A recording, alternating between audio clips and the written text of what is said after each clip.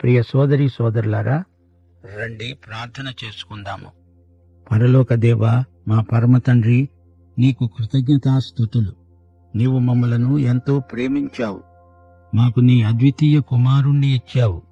నిత్య జీవమునకు మమ్మలను నీ కుమారునితో సహవారసులను చేశావు. మా శ్రోతలను, వారి కుటుంబములను సందర్శించండి, వారిని పరామర్శించండి. వారి ఆధ్యాత్మిక భౌతిక అక్కరలను తీర్చండి. కుటుంబాలలో నీ బిడ్డలు నీ వాక్య ప్రమాణం మేరకు జీవించే కృప వారికి అనుగ్రహించండి. కుటుంబంలో చిన్న పిల్లల భవిష్యత్తును తీర్చిదిద్దండి. చంటి బిడ్డలకు ఆయురారోగ్యములు ప్రసాదించండి. తల్లిదండ్రులు అంకిత భావంతో బిడ్డలను పెంచునట్లు వారిని నడిపించండి. కుటుంబాలు నీ కుటుంబాలై, కుటుంబంలో బిడ్డలు నీ బిడ్డలై ఉండునట్లు వారి సాక్ష్యమును బలపరచండి. స్థానిక సంఘములను, సంఘ కాపరులను, సువార్థికులను బలపరచండి. సంఘ నాయకత్వమును ఉజ్జీవపరచండి.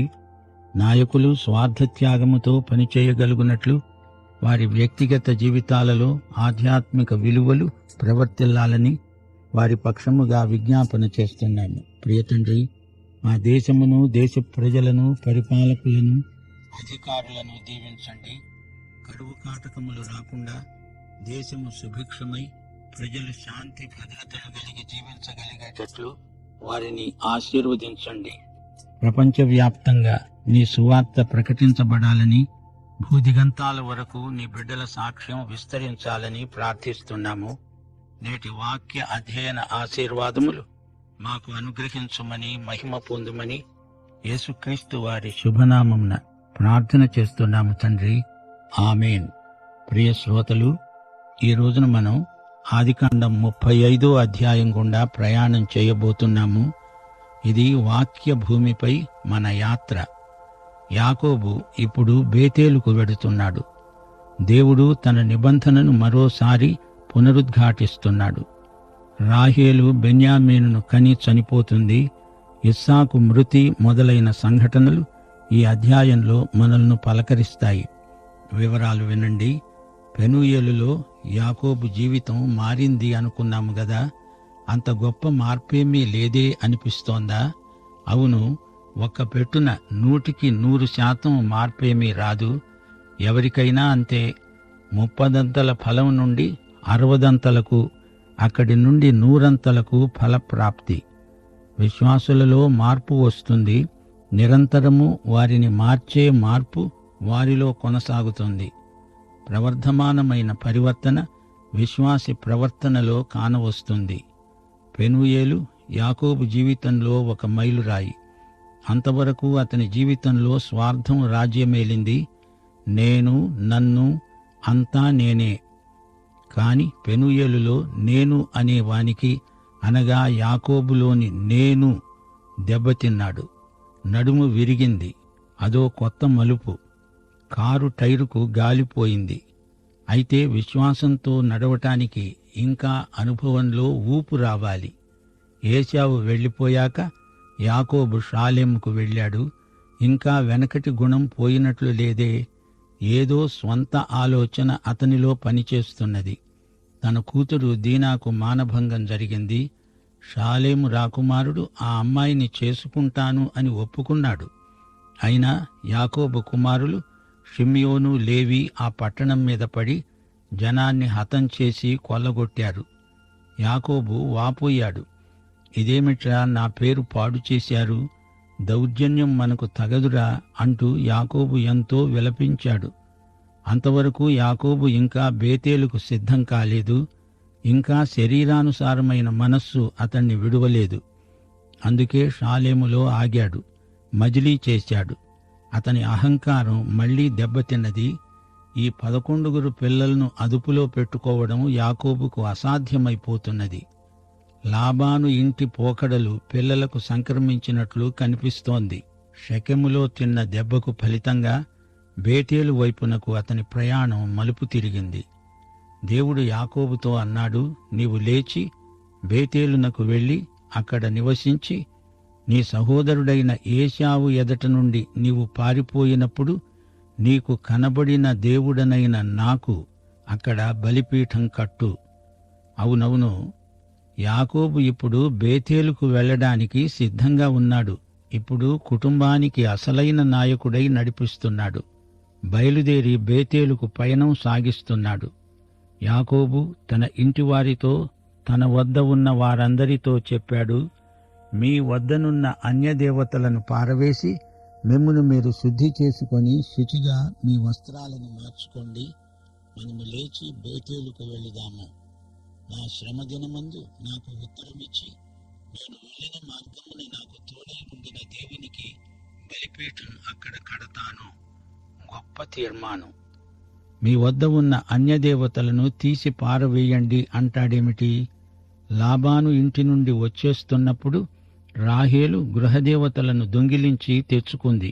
మీకు జ్ఞాపకం ఉందా? ఈ విగ్రహాల మూట మీద తాను కూర్చుంది. ఈ సంగతి యాకోబుకు తెలియదు. లాబాను సోదా చేయడానికి వచ్చినప్పుడు యాకోబు ధైర్యంగా ప్రకటించగలిగాడు, మా వద్ద విగ్రహాలు ఉండవు. రాహేలు వాటిని దాచిపెట్టిందని అతనికి తెలియదు. యాకోబుకు ఒకటి బాగా తెలుసు, తన దేవుడు సజీవుడు, సత్యవంతుడు. యాకోబు దేవుణ్ణి ముఖాముఖిగా కలుసుకున్నాడు. దేవుడు యాకోబుతో పోరాడాడు కూడా. అయినా అతని కుటుంబంలో రహస్యంగా ఇంకా విగ్రహాలున్నాయి. వాటిని ఇంతవరకు పూర్తిగా వదిలించుకోలేకపోయాడు. ఎట్టకేలకు ఈ గొప్ప ప్రకటన చేయగలిగాడు, మీ మధ్య ఉన్న అన్య దేవతలను తీసి పారేయండి. చెడుగు ఏదో దాన్ని ముందు తీసి పారేయాలి. ఇది బేతేలుకు సిద్ధపాటు. వారం పొడుగునా అన్యదేవతారాధన చేసి వారాంతంలో సత్య ఏకదేవుని ఆరాధిస్తాము అంటే అది ఎలా కుదురుతుంది చెప్పండి? అన్య పదార్థమును దాచిపెట్టుకొని ఆదివారం దేవుణ్ణి ఆరాధించినా నీ ఆత్మలో పవిత్రమైన ఉద్రేకము, కదలిక, సంచలనం రాదు. ఇది నిజం. సోదరి, సోదరుడా, నీలో ఏమైనా ప్రతిమలున్నాయా? అసూయ, ద్వేషం, కామం, దురాశ ఇవన్నీ అన్యప్రతిమలే అని గ్రహించాలి. బేతేలుకు తిరిగిరా, శుచిగా రా. శుచి అంటే ఏమిటి? నీ పాపాలను ఒప్పుకోవాలి. నీ పాపాలను యేసు రక్తం కడిగేస్తుంది. యేసు నీ పాపాలను క్షమిస్తాడు. బేతేలు వైపునకు పయనించాలి. 1 యోహాను 1:9 నాడు నేడు పాపానికి పరిష్కారం. మన పాపములను మనము ఒప్పుకుంటే ఆయన నమ్మదగినవాడు, నీతిమంతుడు గనుక ఆయన మన పాపములను క్షమించి సమస్త దుర్నీతి నుండి మనలను పవిత్రులనుగా చేస్తాడు. నీవు ఒప్పుకోవాలి. ఆయన తప్పక క్షమిస్తాడు. ఆయన నమ్మదగినవాడు, విశ్వసనీయుడు. మీ బట్టలు మార్చుకోండి అన్నాడు యాకోబు.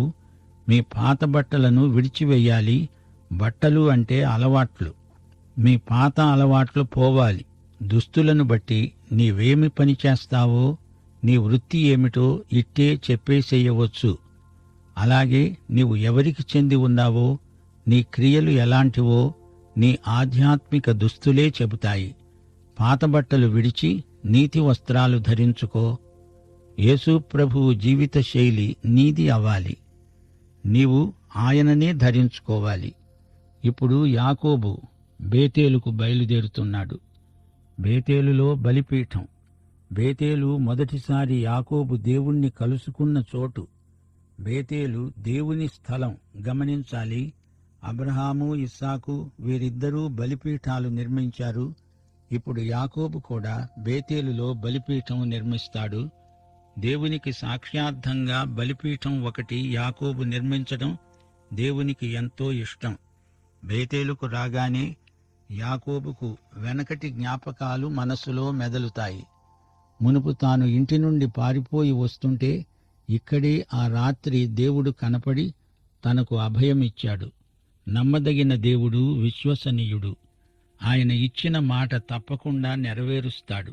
నీవు నన్ను కలుసుకొన్న చోటికి, అదే స్థలానికి పద అంటున్నాడు దేవుడు. ముందు బేతేలుకు వెళ్ళు, అక్కడి నుండి నీ ప్రయాణం మొదలవుతుంది.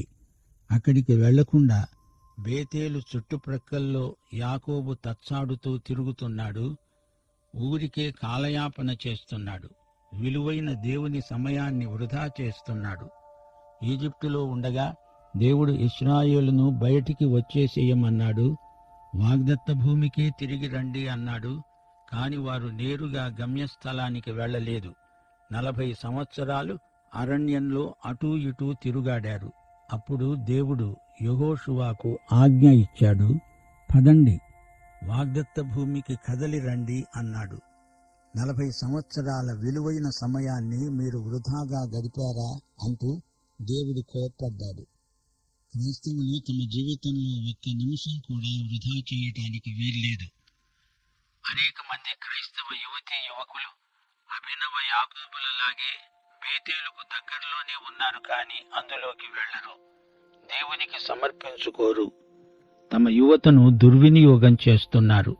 ఎట్టకేలకు యాకోబు బేతేలుకు వెళ్ళాడు. అందుకే దేవుడు తనను తాను పరిచయం చేసుకోవలసి వచ్చినప్పుడెల్లా నేను అబ్రహాము, ఇస్సాకు, యాకోబులకు దేవుణ్ణి అంటాడు. దేవుడు యాకోబుకే కాదు, ఈ రోజున నీకు నాకు దేవుడై ఉండగోరుతున్నాడు.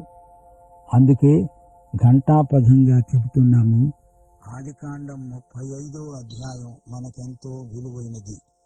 యాకోబు తిరిగి బేతేలుకు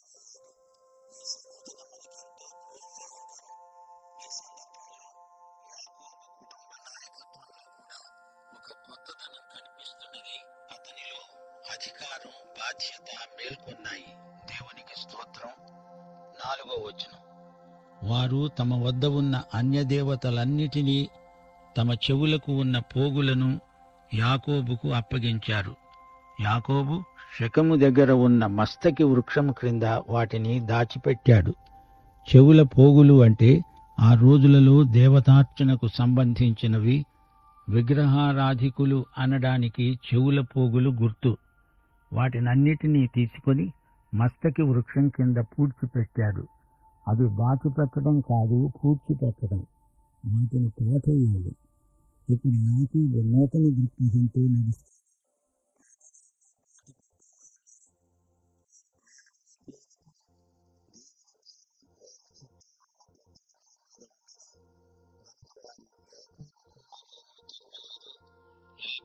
అతనితో ఉన్న జనులందరూ కనానులో లూజుకు అనగా బేతేలుకు వచ్చారు. మొదట ఆ ఊరి పేరు లూజు, అయితే యాకోబు దానిని బేతేలు అన్నాడు. ఈ రోజు వరకు అది బేతేలు అని మాత్రమే వ్యవహరించబడుతున్నది. యాకోబు తన సహోదరుని ఎదుటి నుండి పారిపోయినప్పుడు దేవుడు అక్కడే అతనికి ప్రత్యక్ష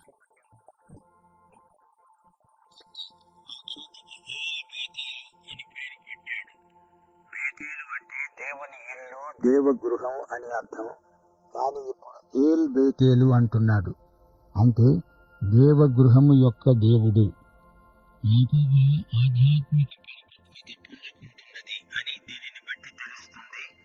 హెబ్రీ పత్రిక 3వ అధ్యాయం 4వ వచనంలో ఎందుకంటే దానిని కట్టిన వాడు ఎక్కువ ఘనత పొందుతాడు అని చెప్పబడింది. దేవుని వలన గొప్ప, వరమిచ్చిన దేవుని గొప్ప. ఇది ఆధ్యాత్మిక పరిపక్వత. ఎబ్కాయీని అయిన దెబోరా చనిపోయి బేతేలుకు దిగువన ఉన్న సింధూర వృక్షం క్రింద పాతిపెట్టబడింది. ఆ స్థలమునకు అల్లోను బాకూత్ అనే పేరు పెట్టబడింది. దీనికి అర్థం ఏడుపు చెట్టు. ఈ చెట్టు సంతాపానికి గుర్తు. దెబోరా ఆ సమయమందు యాకోబు వద్దనే ఉన్నది. రెబెకా అంతకు ముందే చనిపోయింది. ఆమె ఎప్పుడు చనిపోయింది మనకు తెలియదు. యాకోబు తన తల్లిని మరీ చూడలేదు. తల్లి తన కుమారుడైన యాకోబును చూస్తాను అనుకున్నది, కాని చూడకుండానే చనిపోయింది. ఆమె దాది వచ్చి యాకోబుకు అతని తల్లి మరణ వార్తను చెప్పింది. యాకోబు దగ్గరే ఉండి చనిపోయింది. ఇప్పుడు ఈ దాది దెబోరా కూడా చనిపోయింది. యాకోబు పద్దనరాము నుండి వస్తూ ఉండగా దేవుడు తిరిగి అతనికి ప్రత్యక్షమై అతణ్ణి ఆశీర్వదించాడు. ఇంతవరకు దేవుడు యాకోబును గూర్చి ఎంతో శ్రద్ధ తీసుకున్నాడు. అతని మనస్సు శరీరానుసారమైనది. రెండోసారి అతణ్ణి బేతేలుకు రప్పించాడు. మొదటిసారి వచ్చినప్పుడు అతడు యువకుడు, ఇప్పుడు వృద్ధుడు. లాబాను ఇంట గడిపిన కాలమంతా వృధా. యాకోబు శరీరాన్ని విత్తాడు, క్షయమనే పంట కోశాడు.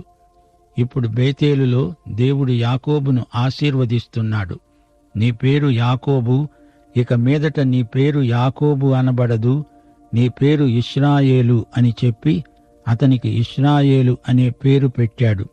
దేవుడన్నాడు, నేను సర్వశక్తిగల దేవుడను, నీవు ఫలించి అభివృద్ధి పొందు, జనము జనసమూహము నీ వల్ల కలుగుతుంది, రాజులు నీ గర్భవాసాన పుడతారు. దేవుడు స్పష్టంగా చెబుతున్నాడు, నేను సర్వశక్తిమంతుడను. ఇదే విధంగా దేవుడు అబ్రహాముతో చెప్పాడు.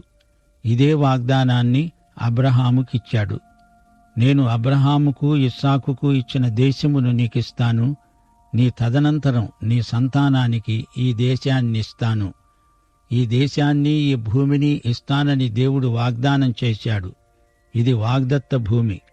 మూడోసారి ఇదే వాగ్దానాన్ని దేవుడు తిరిగి ఖాయం చేస్తున్నాడు. మొదట అబ్రాహాముకు, తరువాత ఇస్సాకుకు, ఇప్పుడు యాకోబుకు అదే వాగ్దానాన్ని దేవుడు పునరుద్ఘాటించి చెబుతున్నాడు. ఈ ముగ్గురిలో ప్రతి ఒక్కరికి దేవుడు తన వాగ్దానాన్ని పదే పదే జ్ఞాపకం చేస్తూ వస్తున్నాడు. అనగా వీరు దేవుని వాగ్దానాన్ని ఎన్నడూ మరచిపోకూడదు. దేవుడు అతనితో మాట్లాడిన స్థలము నుండి పరలోకానికి వెళ్ళిపోయాడు.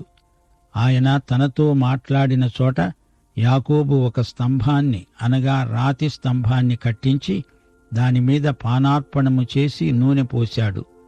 తనతో దేవుడు మాట్లాడిన చోటికి యాకోబు బేతేలు అని పేరు పెట్టాడు. సోదరీ సోదరులారా, బైబిలులో మొట్టమొదటిసారి ఇక్కడే పానార్పణం అనే మాట వినపడుతోంది. లేవీయ కాండంలో 5 విధములైన బలులు పేర్కొనబడ్డాయి, కాని పానార్పణము అందులో చెప్పబడి ఉండలేదు. అసలు పానార్పణము ఎలా అర్పించాలో, దాని నియమాలు ఏమిటో బైబిలులో ఎక్కడా చెప్పబడలేదు గాని పానార్పణము అని కొన్ని చోట్ల పేర్కొనబడింది. అనగా ఈ పానార్పణము బహు ప్రాచీనమైనది. ఈ రోజున విశ్వాసులమైన మనకు పానార్పణము ఎంతో అర్థవంతమైనది. మిగతా బలులన్నీ అయిపోయాక వాటిపైన పానార్పణము చేయవలసి ఉంది. బలిపైన పోయబడిన పానార్పణము ఆవిరి ధూపమై పైకి ఎగసిపోతుంది. పౌలు ఫిలిప్పీయులకు ఉత్తరం రాస్తూ, నా జీవితము పానార్పణము వలె మీకోసము పోయబడుతున్నది అన్నాడు. ప్రజల విశ్వాసయాగముపై దైవ సేవకులు పానార్పణములైపోవాలి, పోయబడాలి. ఇది ఎంతో గొప్ప ధన్యత. వారు బేతేలు నుండి ప్రయాణమై వెళుతున్నారు. ఎఫ్రాతాకు వెళ్లే మార్గములో మరికొంత దూరము ఉన్నప్పుడు రాహేలు ప్రసవిస్తూ ప్రసవ వేదనతో ప్రయాసపడింది. అంతకుముందు రాహేలు ఒక కొడుకును కన్నది. అతని పేరు యోసేపు. ఇప్పుడు మరో కొడుకును ప్రసవించబోతున్నది. ఆమె ప్రసవము వలన ప్రయాసపడుతుండగా, నొప్పులు పడుతూ ఉండగా మంత్రసాని ఆమెతో అన్నది, భయపడకమ్మా, నీకు కుమారుడు పుడతాడు. అయితే ఆమె కాన్పులోనే మృతి చెందింది. చనిపోతూ తనకు పుట్టిన కుమారునికి బెన్నోని అని పేరు పెట్టింది. బెన్నోని అంటే దుఃఖపుత్రుడు, వేదనపుత్రుడు. అయితే యాకోబు ఆ పిల్లవాణ్ణి బెన్యామీను అని పిలిచాడు. బెన్యామీను అంటే కుడిచేతి పుత్రుడు. చూడండి, ఈ వార్త ఎంత విచిత్రమైనదో. ఆమె చనిపోతూ ఇతడు దుఃఖపుత్రుడు అంటే యాకోబు అతణ్ణి కుడిచేతి కొడుకు అంటున్నాడు. అనగా నా ప్రియ భార్య రాహేలు చనిపోయింది. ఈ పుట్టిన కొడుకుకు అచ్చం తల్లి పోలికలే ఉన్నాయి. నేను ఈ పిల్లవాణ్ణి బెన్యామీను అంటాను, నా కుడి చేతి కుమారుడు. యాకోబు రాహేలును ఎంతో ప్రేమించాడు. అతని జీవితంలో అతని మనస్సుకు ఆహ్లాదము కలిగించినది రాహేలు ఒక్కతే. పద్దనరాములో తాను ఉన్నప్పుడు శరీరానుసారమైన మనస్సు అతనిలో బలంగా ఉంది. అయినా అతడు రాహేలును ప్రేమించినంత మరి దేనిని ఎవరినీ ప్రేమించి ఉండలేదు.